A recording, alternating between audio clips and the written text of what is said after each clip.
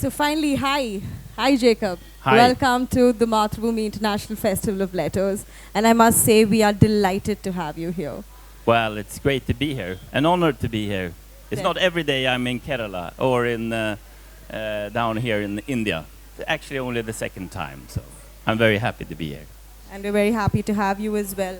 I was reading about you and in with the conversations that we've had. Oh man, you're a very dynamic human being. I mean, you have been into so many fields, publishing, football, and now we were just chatting about music, and it goes on and on. And I think even you have like a really good, music session with your family as well. So it's very interesting to see the amount of spaces that you have been into. But first, let's talk about publishing and your journey in publishing, from the largest publishing house in Europe. And now you're in 6-year plan. So take us through your journey and take us through what got you into publishing and, what got you into where you are right now. Okay, well, I have my three big passions, except of course for my family, has been and is literature, music, and football. And I was I went to business school because I didn't really know what to. It's a very good school, so I went there. And then everyone who leaves the business school, they start in corporate finance or in the financial world. So we lived in London. I worked there, and then we had our first child, and my wife wanted to move back home. And she said, "Why don't you work for?" I was rather happy. I didn't really bother about things, but she said, "Why don't you work for something that you're more passionate about?" So then I actually called. I called Bonnier and said, "Well, I'm ready to start working for you." And half year later, I got the chance to become the CEO of Bonnier Sweden, actually. And then after a couple of years, Bonnier Books. So when I left, after 15 years, because I think that I had done my things. We had publishing units in 10 different countries. We had Adlibris, which is a small equivalent to Amazon in the Nordics or in Scandinavia. We had audio book subscriptions and brick and mortar bookstores. But that's when I felt I have to start doing something else. 15 years is a long time. So, but it was it's an interesting jump especially from a business culture point of view, jumping from financial world in London to the cultural world of book publishing. I had to change all my clothes from kind of strict business clothes and tie to a more cultural one. You had to also a little bit change your language, so it becomes more not so strict financially. A little more informal. Yeah, or I mean, and in England or in London, I was kind of known for being the eccentric Swede because I didn't really comb my hair and my shirt was always outside of my trousers. And then I started as a CEO within the books, and then they said I was this financial nerd from business school. So my whole self. The transition was very challenging at that point. And I tried to say, no, I'm this kind of cool guy, so don't worry. That's great, I think. And now you're with 6-year plans. Yes. And I think I'm very excited because we've met quite a few, times before this even for us to discuss business. But that's not something I want to talk about here. But I would definitely like to know what your plans are for India and how it is that you're looking at the Indian market per se for publishing. Well, let me start with, I think that the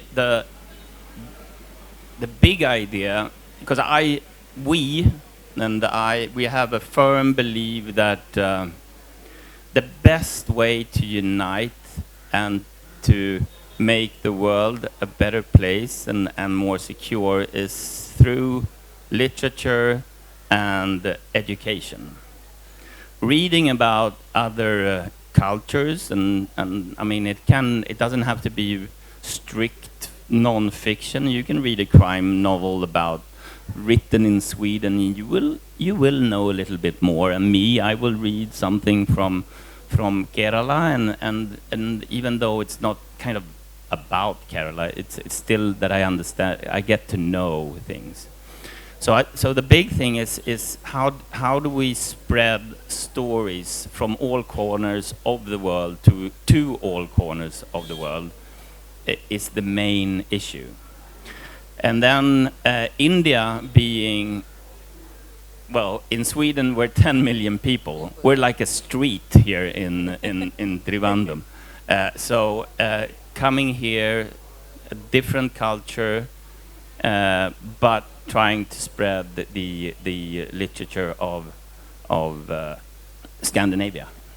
I think that's very interesting because I think a lot of Indian publishers, even we look at exchanging cultures between, say, even our states, because each state has its language, has its culture, has its subcultures, and it's so interesting. I'm starting to understand that, right? Yeah, that's good because I'm pretty sure what you saw in Calicut is not what you're seeing here in Trivandrum. So it's very, very interesting, and I'm glad we're on the same path that way as publishers, because we are all here to exchange narratives with each other, no matter what language. So, I mean, I think we have touched upon publishing. If there's anything more you'd like to add, please feel free. But where I would like to actually focus now is on your days in London as an investor. What trickled me was, how did you choose where to invest? What were your tips, and how was it that, what were the segments that you were most interested in, and what made you think like, hey, that's a good space and I'm going to get in there? Because you are an angel investor. So for those of you, he wears many hats. Like, he has been through a lot of spaces in life. So investing is something that I thought was very interesting. So, well, I hope that someone one day will be able to explain to me what I actually have, what kind of thread I have. Of course, education, I think, is we have invested in 3 different, well, not startups, but smaller companies within education, and that comes from the same idea as 6-year plan. At the end of the day, I believe that you invest in people, because even if you have the best idea ever, but you have, well, rather crap people kind of doing it, that will not win. What will win is if you have a half crappy idea with great people, because it boils down to that the people will be doing the work, and they will doing the progress of the company, and they will be kind of developing the company. It's not me as an investor. I put in money, I put in advice, but it's the people doing the day-to-day work that are the ones. And in small companies, there's not always kind of there's in no company, it's not a straight road. You have to kind of pivot a little bit. So the ones that can do that and are, of course, passionate about waking up every morning and doing their job, those are the ones. I would say that is the most important thing for us. And it also has to be people that we actually like working with or be hanging around with, because life is too short to hang with people that you can't stand. So I completely resonate with you, because this is something that my granddad, who was, our late managing director, who was an author himself, he's the one who brought us up with the culture, saying that you can have the best of the technology, you can have the best of the processes, but if you don't respect and if you don't nurture your talent, and if you don't nurture people, then there's no point of you running a business at all. And I would say it's even more important in the media world or in book publishing. If you don't have that, then it won't become, because book publishing, you can't kind of, you can make processes and structures always better, like kind of optimize your print runs and things like that, but it's not an industrial, you can't make it into industrial kind of thinking. You have to have the free thoughts and the imaginations from your publishers and from your editors. Definitely. On publishing, I just wanted to say, because I've always, as I said, I've always been very passionate about it, and I actually wrote a manuscript for poetry when I was 17, and I sent it to Bonnier, and they rejected me. And I got a quite good letter back, and they said, this is good, and rewrite this, and so forth. And then I said, oh, they don't understand my geniosity. so I left it. And then when I came back and I was the first day as a CEO, I tried to kind of make a joke and be ironic. And I said, I showed them the letter, and I say, well, now I'm the CEO, it's payback time. And it was a joke, but everyone got really scared. I won't do that again. You wouldn't, yeah. Yeah, they should have, though. How dare they? Yeah. By the end of the day. Jokes aside, publishing, investing. Now to the most exciting one of the lot. How did you end up owning a football club? How did that happen? And I also hear that you are a football player yourself, or you used to be when you were in your younger days. Now I'm 52. I'm way too. My body doesn't really work that way anymore. I played a lot of football until I was 20, it's another thing about passion. I think that there is some similarities with publishing. I think that publishing is driven by passion. Owning a football club and playing football is definitely driven by passion. The thing is that even though it is passion, you have to try to make it. If it doesn't become profitable, it doesn't have to be a lot of profit, but that the company goes or the football club goes around. At the end of the day, money will kind of end. So me and my friend who also we invest together. We have this company together, and we've always loved football. And then came a Swedish, in Sweden, famous coach, and he said, "Why don't we try?" And first we tried to actually buy a team in Sweden, near where I grew up, because I grew up in a hillbilly place outside of Uppsala, which is kind of a university town in Sweden. But we couldn't, and then we said, oh, let's not. But then he went down to Spain. It's not one of the top clubs. It's kind of, we're in Division 3. So, but it's good for the soul, or for my soul, being a football nerd. It's not so good for my financials, actually.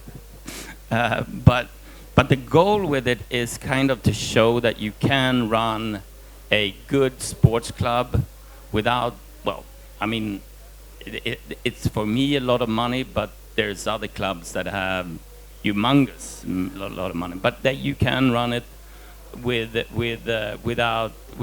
profit, or with a cash flow neutral, so you don't have to pay money every year. Now we have players from. It's not only Spanish. I mean, I think that we have 5 Spanish players, but they come from Nigeria, Uganda, Uruguay, all over the world. It's interesting how many wants to become a professional football player, and how few actually succeed. It's almost worse than trying to become a author. Every year in Sweden, I only knew, because of course I was closest to the business in Sweden, but in Sweden, the publishing house, we got 8,000 new manuscripts, meaning from new people, not kind of manuscripts from authors that we've already, but 8,000 new manuscripts each year, and we did 30. So it's a kind of a needle in a haystack to get through, but at the same time, we had 60% of the market, so it was everyone wanted to be with Bonnier. But no, so I go down to Malaga, which down in Spain. It's a couple of times a year to watch the football, and nowadays you can I can see every game through streaming. Yeah. So it's a no, it's a passion, but at the same time we want to really make it professional and try to have also a professional administration and things like that.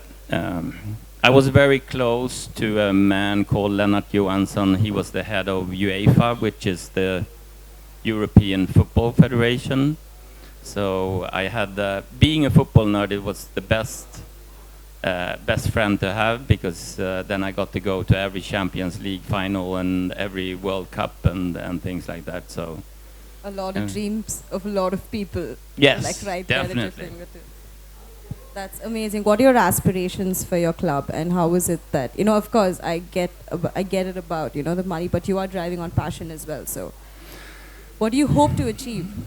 I hope to achieve that we can take players from, for example, Uganda and Nigeria, come to us, and then being able to put them in greater clubs, to be a door opener to bigger clubs. Because I mean, to be honest, I don't think that we won't compete with Real Madrid and Barcelona or Athletic Madrid, but hopefully. Now we're second in our division. Hopefully we can That's amazing.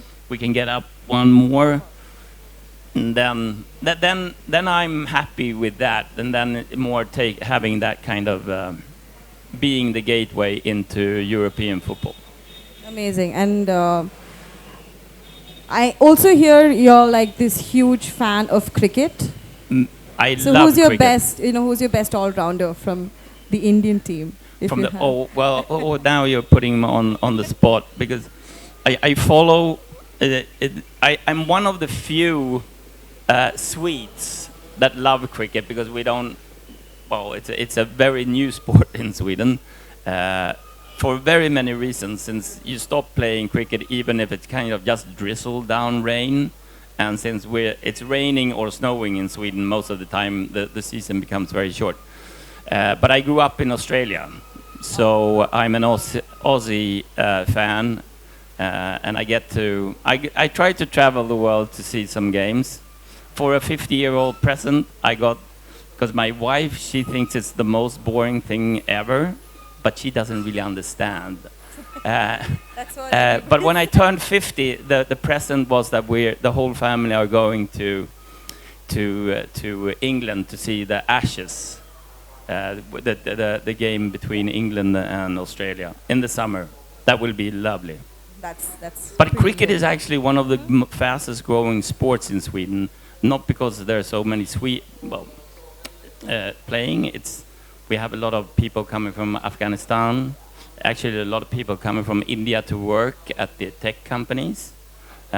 Aussies who fall in love with Swedish girlfriends and South Africans. So it's the fastest growing sport. So maybe I can fulfill my dream and start playing cricket in Sweden, Yeah. even though I'm a bit older. But still, that doesn't actually, you know, that's not No. a barrier. So that's all right. I think, and I'm really glad that cricket's the one sport that even we are on top. So Yeah, but- India is and a that's country what I've so said, the only- extremely. With 6-year plan, because it's that I don't want any salary. The only salary that I want is to go to a cricket game in India. I want to go to a T20 that being game, fulfilled? sit in the stadium and watch a T20 game. That's kind of then I can go wherever. Well, thank you for letting Mathrubhumi also know about And that by the end of the day. So, I mean, with all of this also, you know, talk to me about your other passion, music. And you started late, Yeah, we did. We recently started a label, and we're super excited. so I'm expecting that my songs come up on your label here in. Only in- if it's Swedish rap. Yeah, but I Only have if a it's Swedish rap. then for sure. I know you have it. I'm waiting to hear that. So I think. No, I don't think that you are, but I wouldn't lie on stage. I don't think I'd take that risk anyway. But what I'm where I'm getting at is, you know, you go to these are like the spaces where you bust a lot of stress, no matter week you have by the end of the day. These are the spaces. So you, a man handling so many things, what are the few things that you do to keep yourself at bay?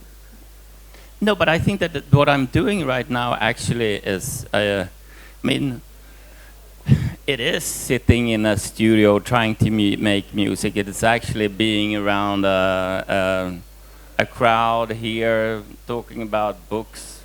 I think that that is very stress relieving in a way. So it's watching a football game. I can't complain about my life at the moment. So I don't. That it's I'm doing my hobbies in that sense. Even in the educational space, I think I see it more as a hobby than well, not hobby. It's work, but it's a passionate work. There's nothing better in life when passion and work are the same thing. I think that's one of the best gifts ever that you can give yourself. I think that I wouldn't be. I have to have that. Yeah. And Definitely. then I'm pretty good. Then I can kind of do. But if it gets too boring, then my brain goes somewhere else. That's amazing. And yeah, so tell me about your experience here in India. It's that, well, of course. I mean, in a way. Except for the heat. Well, not the heat is not the, but it's kind of humid. I sweat all the time, but Is there anything interesting like that you've seen out of the way the Indians handle publishing, or the way we look at the business here? And is there any takeaways? Because I do look at the ways European houses take in publishing, and I think that, well, to be honest, I'm absolutely no expert in it, but a big thing that we changed in all because the main place to sell books when I started as a CEO was, of course, through the bookstores. It was always bookstores. The problem is that it's a small fraction of the people that actually go into a bookstore ever. So you have to, and I believe that you have to bring literature or stories to the people. Once you start reading, you're kind of hooked. But there is a little barrier there to kind of come over, because it takes some time. You have to be active. I mean, watching a Netflix movie, you can kind of sit back, relax, and you can, well, you don't have to be that kind of into it all the time, but reading, you have to be into it all the time. Yeah. But once you do that, and once you get people to start reading, then they will start reading more difficult literature, but they will also start reading more. So the big thing, I think, in any country or in any space is how do you work so you get the literature where the vast majority of people actually are. And there's very many what do you say things that you or educate, that where you can see that even though you're not a big reader, you read 2 or 3 books a year, you get a much better vocabulary. Yeah, and even the understanding of. You get an understanding, you get a better vocabulary. So there's, I think that if you start reading as a child, and then the latest one I saw, if you're 17, 18, you have kind of a 300% better vocabulary than ones that doesn't read, and that's not kind of these. There are mostly girls reading and reading and reading. You read 2 or 3 books a year. That gives you a lot. And of course, then it's much easier to learn other languages. It's easier to debate or have a discussion. It kind of improves your life. So I think that the most important is not the bookstores are extremely important. The libraries are extremely important. But around that, I think you have to find ways also to kind of reach where the normal or where the ones who wouldn't kind of go into a bookstore are. The one thing that I found interesting also, you're one of the few people who said digitizing is not a I mean, it is necessarily not an evil. Pardon? One. Digitizing your content. Yeah. So let it be in terms of ebooks or e-publishing or any type of digital content. This must be hearsay, but it was like digitizing. A lot of people feel a little afraid to get into that. It can be the piracy, or it can be the lack of, as you said, walking into a bookstore. But were you somebody who said that, hey, it's not that much of an evil because this reaches people maybe in a different manner? So what made you think in that way different when a lot of people then were thinking, hey, should we? Yeah, no, but e-books or the digitalization, it wins when it becomes better than the physical product. Yeah, I agree. So if you look at music, for example, you had the CD, which is really crap in a way. It's boring. Perishable by the end of the day. Yeah. And then having it in your computer or especially in your phone, which everyone has, it adds value. Movies the same. You can all of a sudden watch a movie wherever. A paper book doesn't really. It's not that no one. I remember in Sweden you said, oh, now when you go on vacation you can have all the books. You can have 1,000 books in your phone. Yeah, I'm away for 1 week in Thailand. I'm not going to read 1,000 books. I'm going to read 2 books. And I can buy those books because it's hard to beat the paper book. I wouldn't be afraid of, I mean, we will do our books in E as well. I'm not afraid of it. We can definitely do that, but I don't think that it won't beat the physical feeling of reading. What we also know is that reading from a digital device, it doesn't stick as well as when you read from a print. Audio, definitely. Audio books, definitely. In Sweden today, I think that 40% of the total money market is from audio. The good thing with that is everyone was also afraid of that from the beginning, and I said, let's do it, let's push that, because then that was a way of for us, or for all the markets that I know, to actually find new customers. It's easier to jump on an audio book than kind of start reading. So, but then you say, oh, this was a great author. Maybe I'll read it the next time. So then digitalization is I think that you should just kind of try to embrace it. But ebooks, I don't believe will ever kind of take the place of a printed book. You can just see how much money Amazon has put down into Kindle. Yes. They started, I think, a couple of years before the iPhone came out. Yeah, they had the device. So. They put out a lot of money into ebooks and to Kindle, much more than Apple ever put down into their iPhone. Music, perfect. Audio, perfect. Kindle is almost dead. Yeah. Because the customers, the readers, they don't think that, why have this device? Because an avid reader needs the physical copy, or I think even audiobooks is a good space that way. And just holding and feeling a book, I think that, I'm very proud of the ones that we have 3 great titles from Scandinavia, and just the look and feel of a title and holding it, it's a nice feeling. I completely agree with you. It is a pretty amazing feeling. Very recently did I get into the publishing business as well. So yeah. I completely understand where you're coming from. So thank you so much thank you. This wonderful conversation. Are we already done? I can sit here and talk about this forever. Please, the stage is yours. Of course, we could sit and talk about it more. If you rap in Malayalam, I will rap in Sweden then later. I don't think that's kind of, healthy for the audience sitting here. But can you? What? Can you do a verse? Would you like to do a verse? No. No, it's fine. No, it's fine. Vi glider in på klubben, vi är coola som få. Ja, det är mörkt i hela rummet, vi har glajjorna på. As a start. That's great, thank you. That was amazing. And you didn't understand what I said. No. That's really good also.